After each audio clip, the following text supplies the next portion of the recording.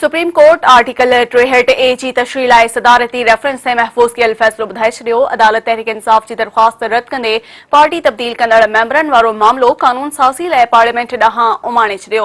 अदालत चयो आहे त पार्टी तब्दील कंदड़ मेंबरनि जे वोट जी ॻणप न थींदी। वक़्तु अची वियो आहे त मुनहरफ़ मेंबरनि बाबति पार्लियामेंट में कानून साज़ी कई वञे।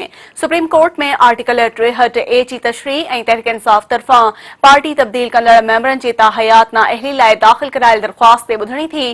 चीफ जस्टिस उमर अता बंदियाल जी सरबराही में 5 रुकनी लार्जर बेंच ॿुधणी कई। आर्टिकल 63A जी तशरीह लाइ सदारती रेफरेंस से महफूज़ कयल फ़ैसिलो ॿुधायो वियो। सुप्रीम कोर्ट पार्टी तब्दील कंदड़ मेंबरनि जी ताहयात नाअहली बाबति दाख़िल करायल दरख़्वास्त रद्द करे छॾी। अदालती फ़ैसिले खां पोइ मुनहरफ़ मेंबर ताहयात नाअहली खां बची विया। Chief justice Umar Ata Bandial, justice Munib Akhtar ऐं जस्टिस एजाज़ुल हसन अक्सरियती राय ॾिनी। सुप्रीम कोर्ट चयो आहे त मुनहरफ़ मेंबरनि जे वोट जी ॻणप न थींदी। वक़्तु अची वियो आहे त मुनहरफ़ मेंबरनि बाबति कानून साज़ी कई वञे। मुनहरफ़ मेंबरनि जी नाअहली लाइ कानून साज़ी पार्लियामेंट जो कमु आहे। आर्टिकल 63A जो मक़सदु पार्लियामेंट जे मेंबरनि खे पार्टी तब्दील करण खां रोकणु आहे। सुप्रीम कोर्ट चयो आहे त आर्टिकल 63A खे अकेलो नथो पढ़ी सघिजे। आर्टिकल 63A ऐं आर्टिकल 17 सियासी जमायतुनि जे हक़नि जे तहफ़ुज़ लाइ आहे।